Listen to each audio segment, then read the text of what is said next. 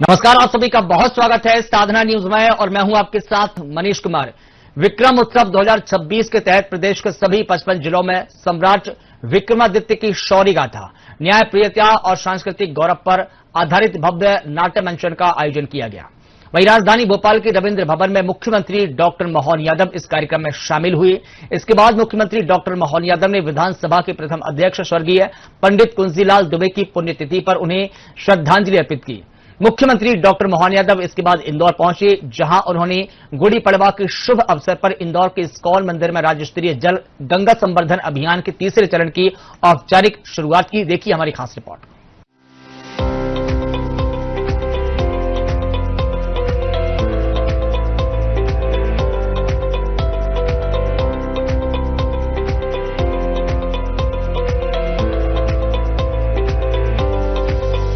जब इतिहास बोलता है तो युग बदलते हैं। मध्य प्रदेश में विक्रमोत्सव 2026 के अवसर पर एक साथ 55 जिलों में गूंजी सम्राट विक्रमादित्य की अमर गाथा।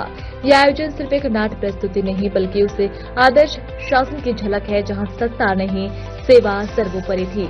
सम्राट विक्रमादित्य, जिनका नाम न्याय और पराक्रम का प्रतीक बना, कहा जाता है कि उनके दरबार का हर निर्णय सत्य, धर्म और निष्पक्षता पर आधारित होता था। जनश्रुतियों के अनुसार विक्रमादित्य वेश बदलकर प्रजा के बीच जाते, उनकी समस्याएं सुनते और बिना भेदभाव के न्याय करते। इसी कारण उनका शासन आदर्श और लोक कल्याणकारी माना गया। उनकी सभा केवल सत्ता का केंद्र नहीं बल्कि ज्ञान और संस्कृति का संगम थी, जहां विद्वानों की उपस्थिति में भारतीय परंपरा को नई ऊंचाइयां दी। उनकी महानता का सबसे बड़ा प्रमाण विक्रम संवत, एक ऐसी काल गणना जो आज भी भारतीय संस्कृति और पहचान का आधार है।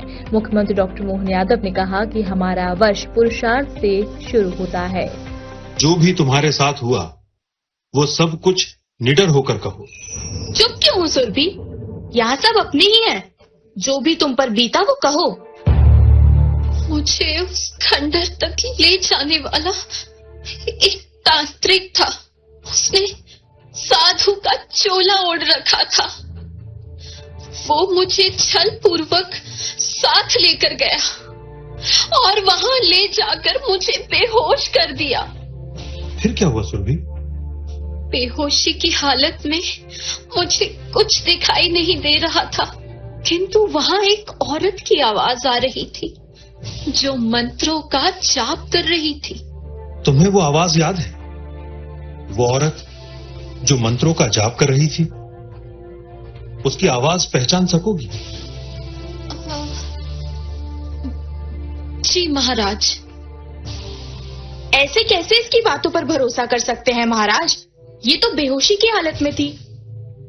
रानी पद्मिनी संकट से ये गुजरी है, इसकी बातों पर भरोसा तो करना ही होगा। बताओ सुरभि, कैसी थी वो आवाज? रानी पद्मिनी जैसी। सुरभि! महाराज, प्राणों की दुहाई, बिटिया अभी होश में नहीं है, तभी अनाप शनाप कह रही है। मैं पूरे होश में हूँ। आवाजें पहचानने में मैं गलती नहीं कर सकती पिताजी। ये वही आवाज है जो खंडर में मंत्रों का जाप कर रही थी। उस रात खंडर में रानी पद्मिनी ही थी। महाराज, तो क्या अब मुझे न्याय नहीं मिलेगा? मिलेगा। न्याय वो नहीं जो रिश्तों को देखकर बदल जाए। न्याय वो है जो सही और गलत को स्पष्ट रूप से परिभाषित करे। यदि राजा न्याय करने के समय अपने रिश्ते निभाने लगे तो ये प्रजा के साथ सबसे बड़ा अन्याय है। वाह, इसने कहा और आपने मान लिया? ये न्याय है? साबित कब हुआ कि ये जो कह रही है वो सही है? साबित भी हो जाएगा। राज पंडित, आप मंत्र जाप शुरू कीजिए।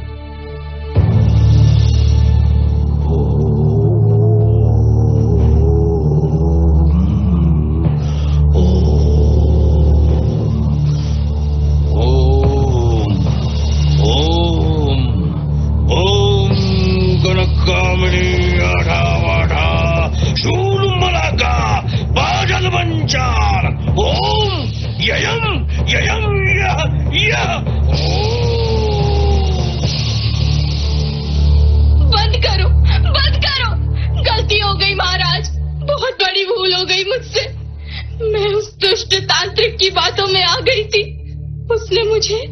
यौवन और सौंदर्य बढ़ाने का लालच दिया और धोखे से काले जादू से अपने वश में कर लिया।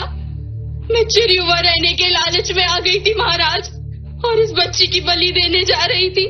आपने समय पर आकर न सिर्फ इस बच्ची को बचाया, बल्कि मुझे भी इस महापाप से बचा लिया। मुझे क्षमा कर दे राजन, भूल हो गई, बहुत बड़ी भूल। रानी होने के नाते प्रजा के प्रति तुम्हारा दायित्व तो मेरे बराबर ही था।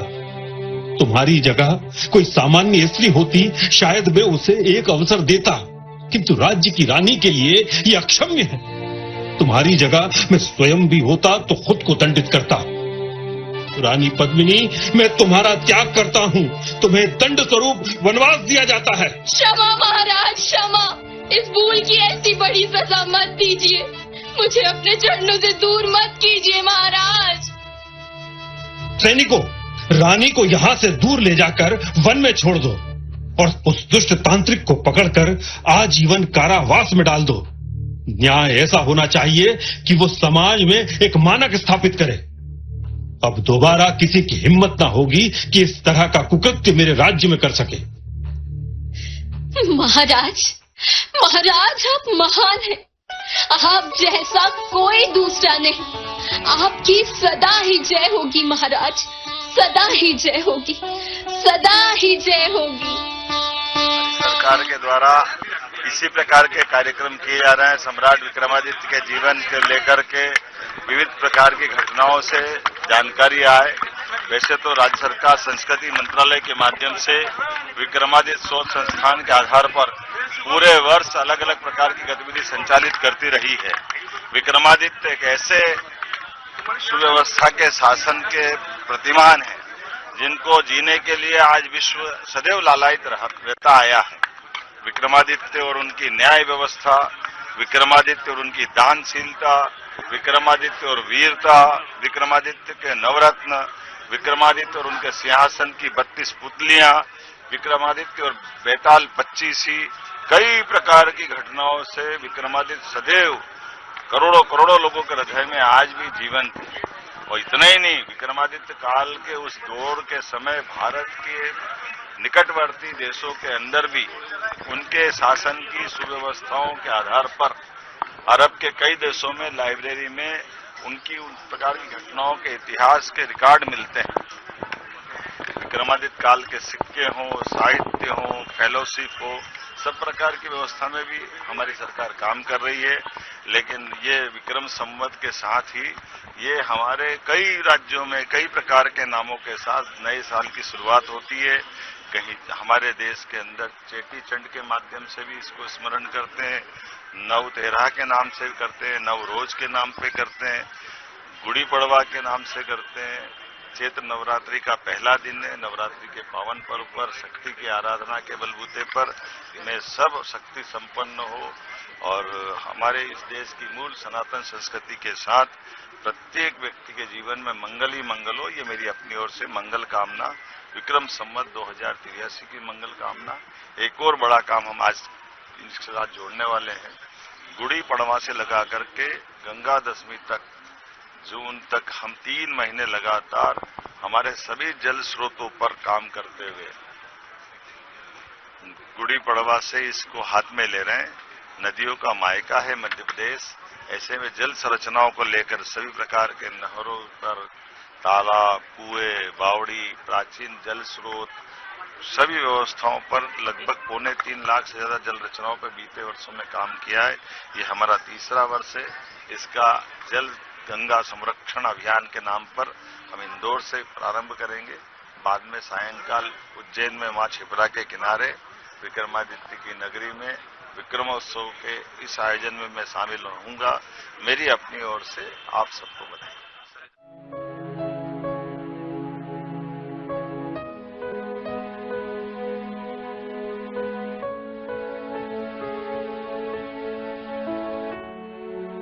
मध्य प्रदेश के मुख्यमंत्री डॉक्टर मोहन यादव ने आज विधानसभा के प्रथम अध्यक्ष स्वर्गीय पंडित कुंजीलाल दुबे के पुण्यतिथि पर उन्हें भावभीनी श्रद्धांजलि अर्पित की। मुख्यमंत्री ने विधानसभा परिसर में स्थित स्वर्गीय दुबे के चित्र पर पुष्प अर्पित कर उनके योगदान को याद किया। इस अवसर पर विधानसभा अध्यक्ष नरेंद्र सिंह तोमर और अन्य जनप्रतिनिधि भी उपस्थित रहे। विधानसभा अध्यक्ष नरेंद्र सिंह तोमर और अन्य मंत्रियों ने भी पुष्पांजलि अर्पित की।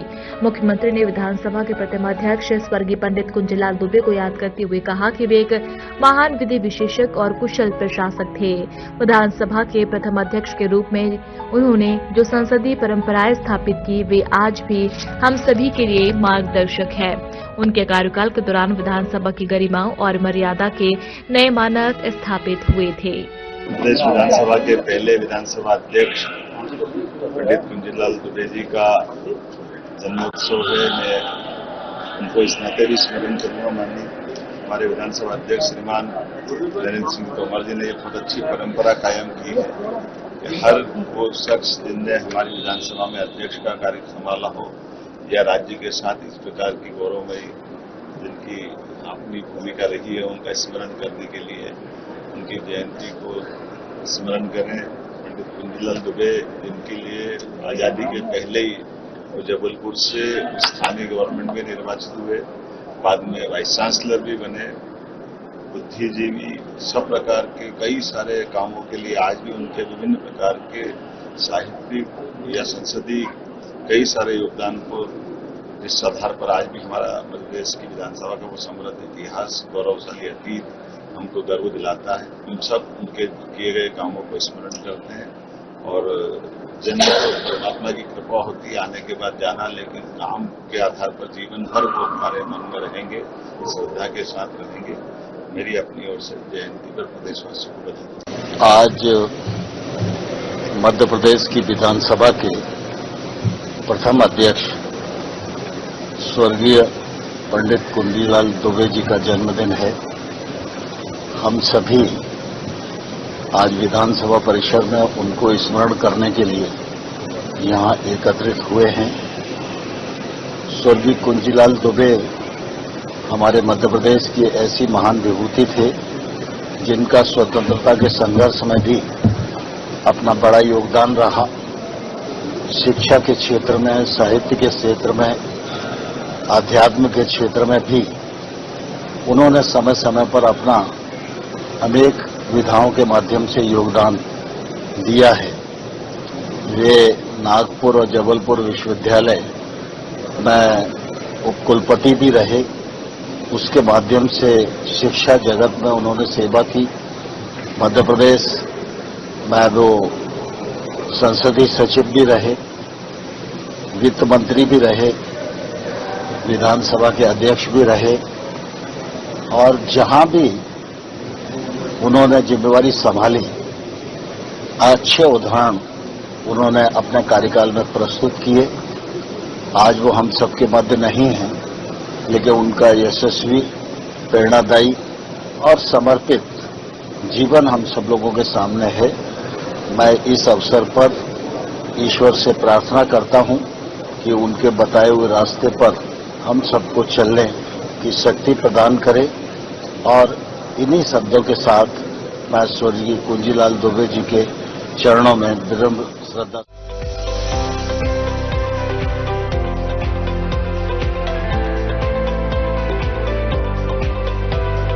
मुख्यमंत्री डॉक्टर मोहन यादव ने गुड़ी पड़वा के शुभ अवसर पर इंदौर के इस्कॉन मंदिर से राज्य स्तरीय जल गंगा संवर्धन अभियान के तीसरे चरण की औपचारिक शुरुआत की।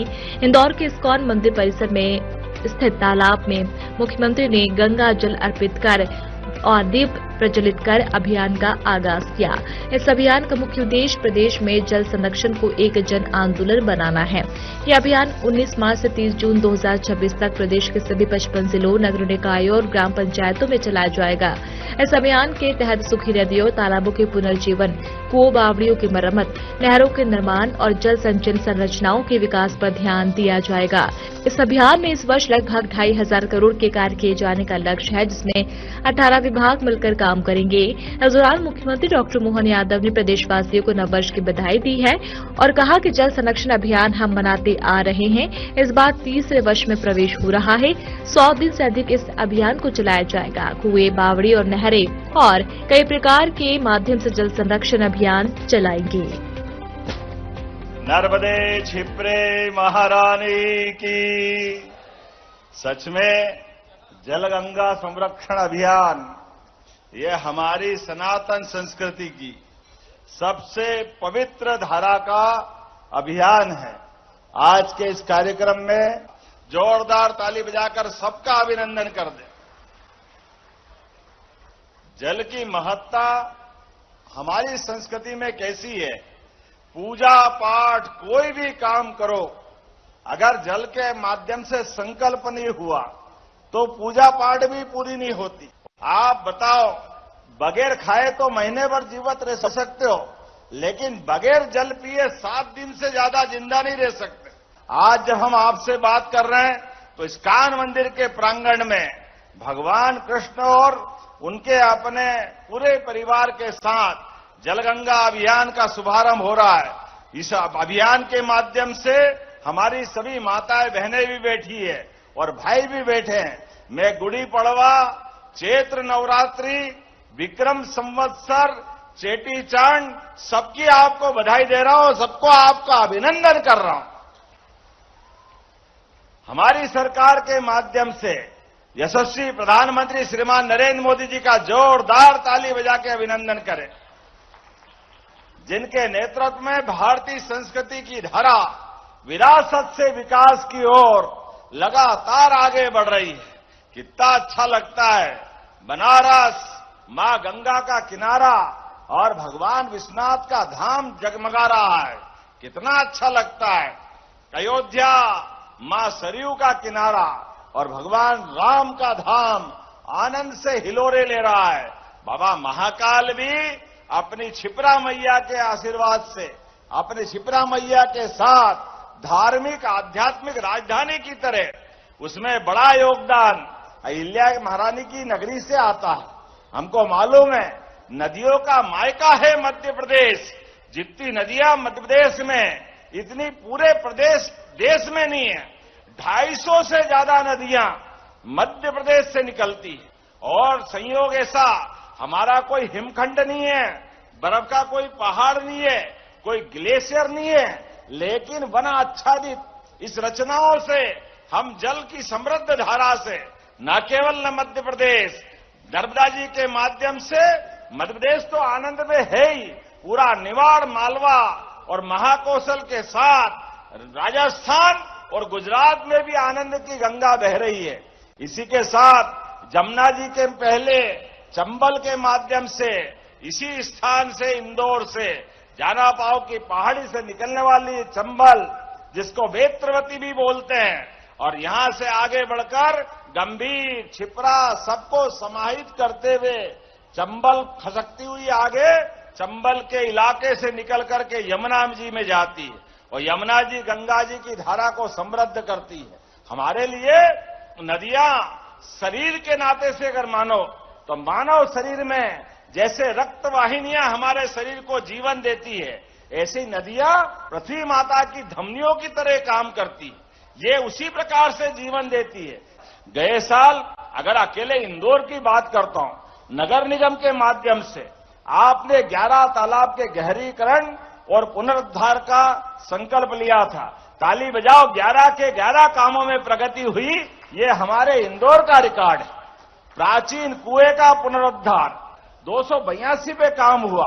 प्राचीन बावड़ियां, कितना अच्छा लगता है। बावड़ी कब बनाई होगी मालूम नहीं, लेकिन इतनी सुंदर बावड़ी बनी हुई, उसका जीर्णोद्धार कराया। 21 बावड़ियों का आपने जीर्णोद्धार कराया। तालाब भगवान के आशीर्वाद से, ये जल स्रोतों के माध्यम से हमारा ये जीवन आनंद में है। इसलिए कहा गया है, जल है तो जीवन है, जल है तो कल है, इसमें कोई शंका नहीं। आने वाले समय में भी इसी प्रकार का आनंद बढ़ता जाए, इसीलिए हम और आप मिलकर के जलगंगा संरक्षण अभियान के लिए हमारी सरकार ने भी तय किया। पहले 30 दिन का अभियान चलाया, गए बार 120 दिन का था, अब की बार 139 दिन का है। जोरदार अभिनंदन। पूरे 3 महीने तक मैं आज के इस अवसर पर आप सबका अभिनंदन करता हूं।